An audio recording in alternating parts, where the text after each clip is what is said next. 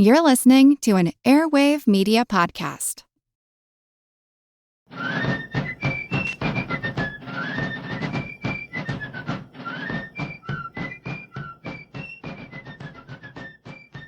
Hello, and thank you for joining the American Revolution.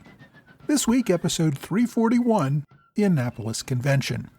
And for years following the end of the war, national leaders were growing increasingly frustrated with the states running themselves increasingly separately, and with a Confederation Congress that did not have any power to regulate or enforce much of anything. The Congress proved to be barely functional during the war, when the need to remain united against the British Army focused the attention of the delegates. In peacetime, without that enemy army to goad them along, states became even less willing to cooperate. Regional interests began to open more divisions between the states. Those who dreamed of a truly united states grew frustrated. Some people believed that there was no way to keep this large number of people together without the unifying force of a king. Back in episode 337, we discussed the Mount Vernon Conference, where George Washington was trying to establish an interstate agreement to form a company that would create a commercial route to the west via the Potomac River. His frustrations in getting this done led him and others to consider a new conference that would look at proposals to strengthen interstate cooperation on issues of trade and commerce. Initially, this new convention was meant to be a continuation of the Mount Vernon Conference, where George Washington had invited delegates from Maryland and Virginia to discuss agreements on how to develop the trade along the Potomac River and Chesapeake Bay. The limited goal in this case was the Potomac River Project to form the western trade route from the Atlantic Ocean out to the Ohio River. Many, however, wanted to address the broader issue of commerce that was creating growing conflict in many states. There were many other examples of states creating policies that simply put more economic burden on their neighbors. James Madison, who had worked closely with Washington on the Potomac Project, noted that Connecticut and New Hampshire were being forced to pay fees to Rhode Island, New York, and Massachusetts for goods that passed through those states. New Jersey similarly found itself dependent on imports that were using the ports of New York and Philadelphia, and that those states were setting up rules for their own economic advantage. These conflicts could eventually lead to economic retaliation or even civil war between the states. The only way to prevent this, Madison believed, was through strong national action that would create a uniform and agreed set of rules. Internal trade, however, was just one headache for leaders. The inability to establish trade deals with most of the major European powers, especially Britain, was holding back the economies of most states. The inability to trade with the British colonies in the West Indies was destroying many local merchant-based economies. Many leaders like Madison believed that, just as with the war, the states had to present a unified front in foreign trade, or their rivals were just going to play them off against each other. The situation was made even worse by the need to pay down war debt. Now, remember all that money that Congress borrowed during the war and needed to pay it back someday? Well, someday had arrived. Bonds were coming due, and creditors, both at home and abroad, were demanding repayment in full with interest. Many states hoped to repay debts through the collection of duties. For example, Massachusetts and Pennsylvania imposed import duties to be collected at their ports to raise money. But since merchants could simply import the goods to neighboring states and then smuggle the goods overland, it was pretty easy to evade these duties. To get 100% cooperation of all states on customs duties, there had to be a national system that everyone followed. Beyond that, Congress needed authority to enforce its repayment quotas on the states. It also needed an enforcement system to prevent smuggling, and this included a court system that was not tied to any one particular state. All of this required more national power and authority. In the fall of 1785, months after the disastrous Mount Vernon Conference, John Tyler offered a resolution in the Virginia Assembly that appointed a committee that included James Madison and others to meet with commissioners that would be appointed by any other states in the Union. These men would review the current trade situation among the states and consider a uniform system of regulations to handle commerce. The report would be presented to Congress for final approval and implementation. Now, James Madison was the real man behind this initiative. He had had John Tyler, who was, by the way, the father of the future president, John Tyler, make this resolution because Tyler was a prominent politician in Virginia and had never served in the Continental Congress. He was not seen as a nationalist. No one suspected that Tyler would be interested in implementing major changes to federal power over the states. They might have suspected that if a nationalist like Madison had made the proposal himself. Instead, the proposal just looked like a regular committee of investigation that would look into trade and come back with a report. Despite Madison's efforts to keep a low profile on this, there were some who might have had an inkling. This was a conference of states organized outside of the Confederation Congress. The whole point of Congress was that it was designed to be a seat for considering interstate issues. So why not simply have Virginia's delegates to Congress propose changes in Congress that would make it more effective? The main reason was that the nationalists saw that this was going to be impossible. Rules under the Articles of Confederation required supermajorities and in some cases unanimous votes, which made it impossible to enact any real change. Further, term limit issues meant that some of the most effective leaders in the country were ineligible to serve in Congress at this point. By 1786, the body was mostly made up of second-rate actors who were less capable of leadership and brokering national deals. There were leaders in the country who were fearful and suspicious of a larger and more powerful central government, and in this case they had reasons to be more fearful and suspicious. Madison definitely did have larger plans, but in this case he wanted to present this meeting as a simple chance to review and discuss trade and commerce issues. He wrote to James Monroe that he secretly harbored more ambitious plans that he dare not announce publicly. Quote, "The expedient is no doubt liable to objections and will probably miscarry. I think, however, it is better than nothing, and as a recommendation of additional powers to Congress is within the preview of the Commission, it may possibly lead to better consequences than at first occur." Despite Madison's caution, the proposal sat before the Assembly for 3 months until the end of the legislative session in January 1786. On the final day of the session, supporters pushed through the resolution, and in the end it went through with relatively little opposition. After the bill passed and all the legislators went home, Virginia invited all the states in the Union to attend this look at trade rules so that they could write a report on the matter. So while this went well beyond the creation of the Potomac Company to establish a trade route to the Western Territories, it still was not really seen as an attempt to replace the Confederation Congress. A few months after the resolution went through, Madison wrote to Monroe again, informing him that the meeting would take place in Annapolis in September.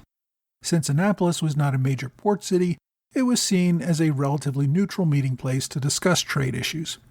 Madison confided in his friend that he hoped this would be part of a larger effort to make major changes to the Congress. Madison viewed the convention as an experiment to see if this might be an effective way to push through more extensive changes. At the time, Monroe was actually serving as a delegate in the Confederation Congress, but he shared Madison's frustrations with that body. Even after the convention plans were in place, commerce became even more of a mess. Connecticut, hoping to undercut Boston as the primary port in the region, declared its ports free from import duties, thus hoping to attract more commerce from Massachusetts to Connecticut.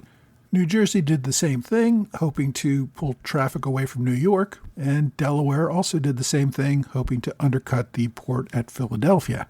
The result of these actions was even less import duties being collected and the growing inability to make payments on war debt.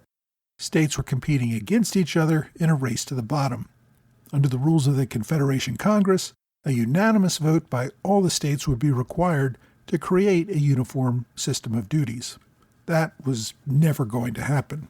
The Annapolis Convention delegates planned to meet at the State House since the state legislature was not in session at the time.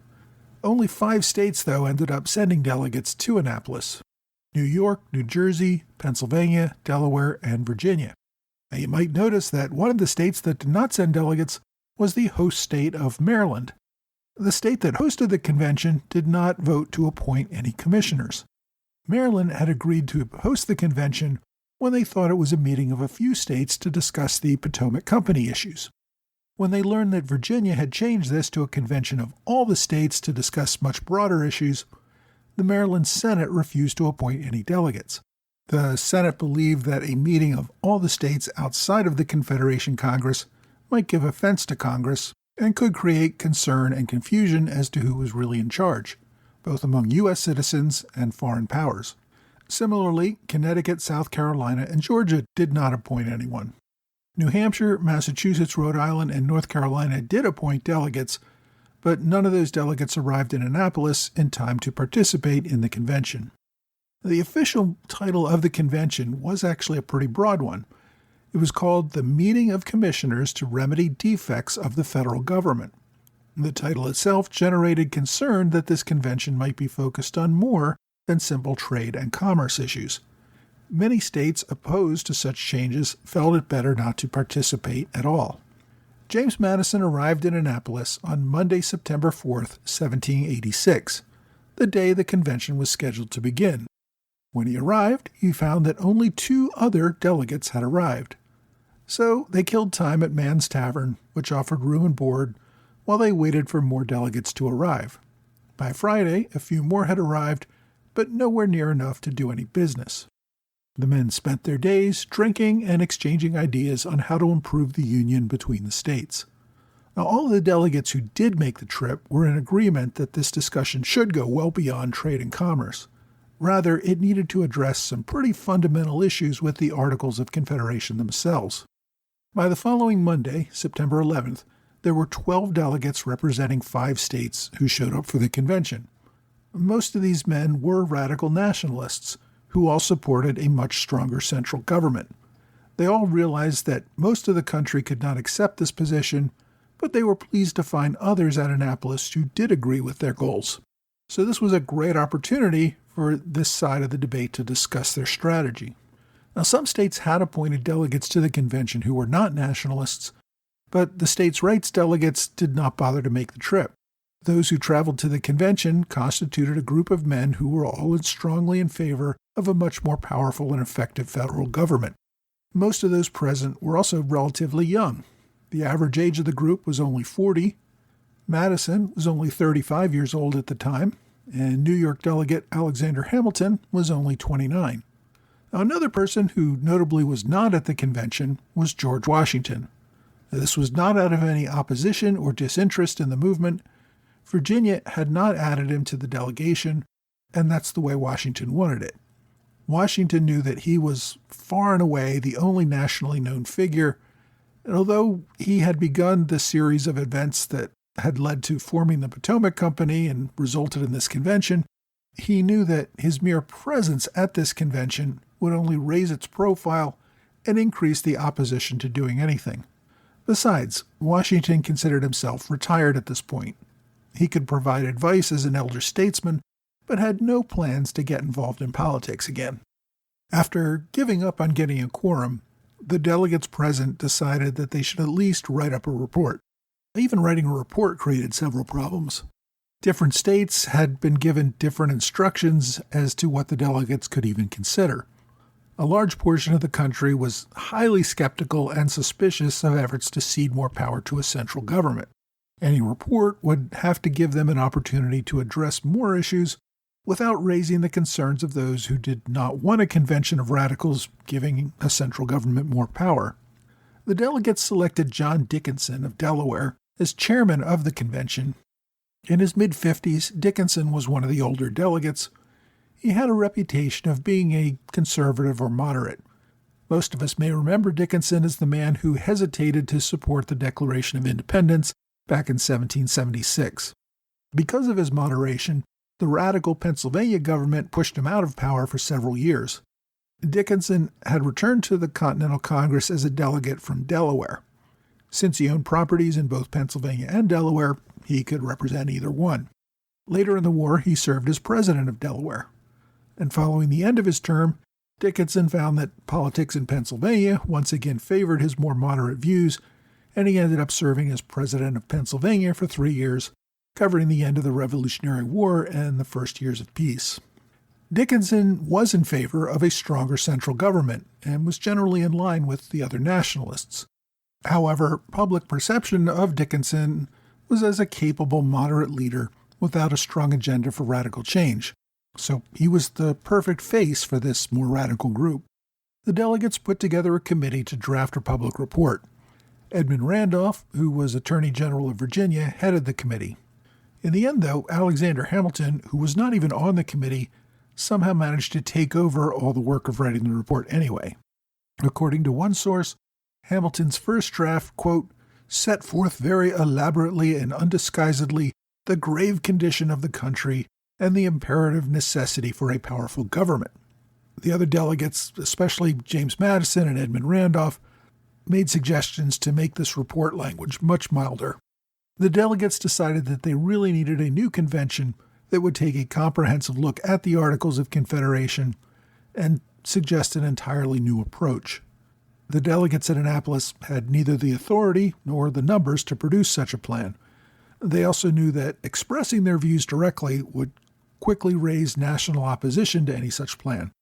The idea was to write a report that would give the delegates to the next convention more authority to address a range of issues without actually saying that. The final report simply laid out the facts that, while a majority of 9 states had agreed to attend the convention, only 5 had shown up. Now, this meant they couldn't really do much without a quorum, but it also meant that there was a majority of states that recognized the need for such action. Next, the report looked at the varying instructions that each state had given its delegates. Most of the instructions asked delegates to consider a uniform system of commerce and regulations. Some states said the report should be returned to state officials. Others' instructions said the report should go to the Confederation Congress. The authors of this report, however, seized on the instructions given to the New Jersey delegation, which were, quote, to consider how far an uniform system in their commercial regulations and other important matters might be necessary to the common interest and permanent harmony of the several states. Now, the key 4 words in those instructions were, and other important matters. This essentially gave the delegates authority to discuss anything. Opponents probably would have considered those words a throwaway line so that the state did not inadvertently prevent the discussion of some related issue that they hadn't considered, but the report emphasized the importance of giving greater latitude to delegates to have a more open-ended discussion on any issue of national importance. The report then suggested that, hey, this isn't our idea, it was New Jersey's idea. Regulating trade is such an important topic that it touches on so many issues, we should allow delegates at a new convention next year to investigate and discuss a plan for fixing a wider range of defects in the current Articles of Confederation. These matters are serious and have been part of the public discussion for some time, so we're not even going to attempt to enumerate them here in our report. Instead, we suggest that a new convention be held in Philadelphia the beginning of May next year to take up the discussion of these concerns and focus on the current situation of the United States. The report ended with the delegates noting that they had no real authorization by their states to make this suggestion. Rather, the report should simply be sent to each state where this could be a suggestion that the legislatures in each state could discuss about what they should do next. The delegates completed their report on Thursday, September 14th, having met for 4 days. Each delegation agreed to carry a copy of the report back to their state legislature. Dickinson would take a copy to the Confederation Congress, which was meeting in New York. 3 months later, Congress approved the resolution endorsing the call for a convention to meet in Philadelphia in May 1787.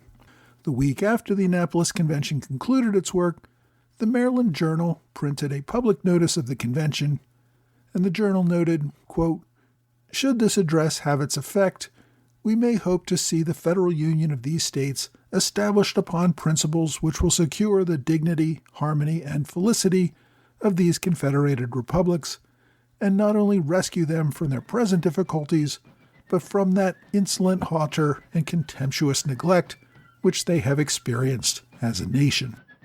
Next week, we're going to take a look at the continuing economic breakdown of the states following this convention and how that threatens to break into political violence.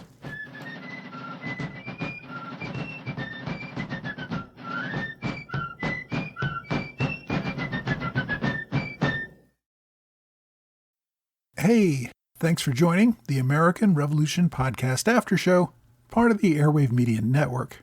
Thanks to my Patreon supporters in the Alexander Hamilton Club, George Davis, Mike Hager, John Celentano, and Michael Mulhern.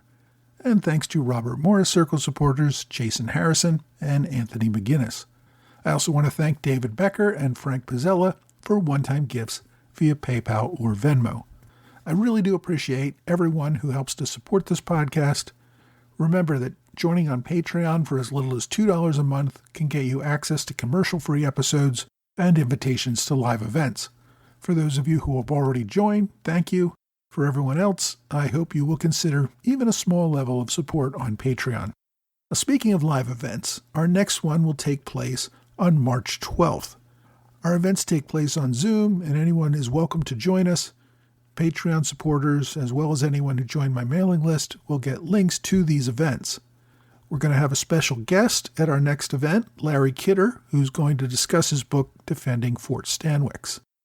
The Annapolis Convention was essentially a non-event. It never garnered enough delegates to really do any business. The report that the delegates generated essentially said they needed to try again with another convention next year. But the Annapolis Convention was a critical step toward the Constitutional Convention in 1787. There really was no process for calling such a convention. Most people thought that changes in the federal government should have gone through the Confederation Congress. The simple precedent of holding this multi-state convention at Annapolis gave the nationalists a precedent for holding another convention outside of Congress the following year in Philadelphia. The Annapolis Convention also gave the nationalists an opportunity to gather, discuss issues, and strategize. In a world where men lived hundreds of miles apart and communications were spotty at best, these opportunities really did mean a great deal. This chance gave men like Alexander Hamilton and James Madison a chance to share ideas and coordinate a plan. That was also critical to the ultimate success of the Constitutional Convention in Philadelphia the following year. I want to note that although I mentioned in the main episode that Washington did not think it was appropriate that he personally attend the Annapolis Convention, I want to stress the point that we should not take his absence as evidence that Washington was opposed to or even indifferent to what the convention hoped to do. Washington maintained an active correspondence about the convention both before and after the event itself. He was a strong nationalist and firmly believed in a stronger federal government. At the same time, he recognized the prominence that he held nationally, and he didn't think it was appropriate for him to articulate his view more publicly. Certainly attending the convention would have been a strong statement in and of itself. Washington not only did not want to wield formal political power, he also did not want to be seen as wielding informal, behind-the-scenes power either. As I said, he considered himself retired and wanted to leave ruling to the next generation. The following year, we'll see how he had to be practically dragged to the Constitutional Convention, and only did so because others convinced him that the convention would be a complete failure and would probably result in the Union failing if he did not take that more active role. My book recommendation this week is, well, it's off topic. There really are no books that focus on the Annapolis Convention. There are a few books on the Constitutional Convention that sometimes discuss the events at Annapolis in an introductory chapter, but that's really about it. And we'll get to those books when we get to the Constitutional Convention itself. Instead, I want to recommend a book that was released long after I covered the events in the book. It's called Defending Fort Stanwix by William L. Kidder. I've interviewed Kidder on this podcast before. He goes by Larry. And as I just mentioned, we're going to meet with him again and discuss his book at our February roundtable. The book covers events primarily in 1777 when the British under General Burgoyne were invading New York. Burgoyne sent a secondary force made up primarily of Indians to attack Fort Stanwix, which was also called Fort Schuyler, on the New York frontier. This book covers that siege, which the Americans ultimately broke. The British loss there contributed heavily to Burgoyne's ultimate surrender at Saratoga. So if you want to read more about this, and maybe you want to read in preparation for our discussion with the author next month, get a copy of Defending Fort Stanwix. My online recommendation this week does have more relevance to this week's topic. It is the address of the Annapolis Convention. This is the actual text of the report that was written primarily by Alexander Hamilton and supported by the delegates who attended the Annapolis Convention. It's an interesting primary source on this week's topic, and you can find the transcript at founders.archive.gov, which is hosted by the National Archives. As always, I've included direct links on my blog and website. My question this week comes from Erdem Hebel, who asks, did regular soldiers and militia know about the horrific conditions of British prisons once they got captured as war prisoners? If so, did they ever put up a fight against their own commanding officers when they decided to surrender? The question goes on a bit about the surrender of Fort Washington in 1776, and perhaps that the soldiers were unaware of how they would be treated then versus the surrender of Charleston in 1780, after that treatment was more well known. These, of course, were the two largest American surrenders during the war. Now, in the case of Fort Washington in Manhattan, the fort was overrun, meaning those surrendering did not have much time to consider their options. Typically, when an option is instant death, one will take whatever the alternative is, and I think that was the case for most soldiers at Fort Washington. You also have to remember that life as an enlisted soldier, even in their own camp, was pretty horrific. Poor conditions, lack of food, and the spread of disease made life a misery in camp as well as in prison. Recall that during the Continental encampment at Valley Forge, where about 2,000 soldiers died, some soldiers actually deserted and surrendered to the British in hopes of better treatment. Now, we do know that combatants were far less willing to surrender in battles involving Native Americans. Based on previous experience, it was well known that combatants on both sides might not even respect an attempt to surrender and might slaughter the combatant anyway. It was also well known that many native tribes tortured their prisoners to death in drawn-out events that most people would certainly want to avoid. So fighting to the death in those battles was, in fact, more common. Now, the case at Charleston was a different one. The local civilian leadership had demanded that the Continental Army, under Benjamin Lincoln, stay and defend the city, and the locals actually threatened to assist the British if the Continentals withdrew. After the British had surrounded the city and began attacking, and that included firing hot shots that were threatening to burn the city to the ground, those same civilian officials demanded that the Continental Army surrender in order to save the city. Now, the Continentals attempted to negotiate terms, but they really couldn't get any. Conditions of confinement were harsh, and nearly half the soldiers taken prisoner did not survive confinement. The decision to surrender was primarily to save the city.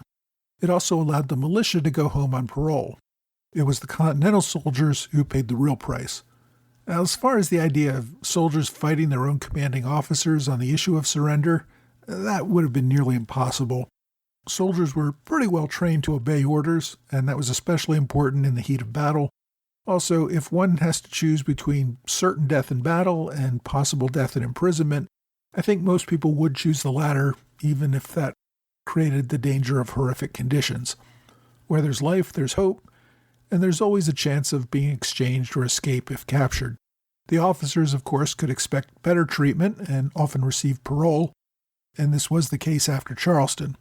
So, even though prison conditions for soldiers were pretty horrific and often did result in death, their willingness to surrender to the British generally seemed much higher than it did when fighting Indians or Loyalist militia.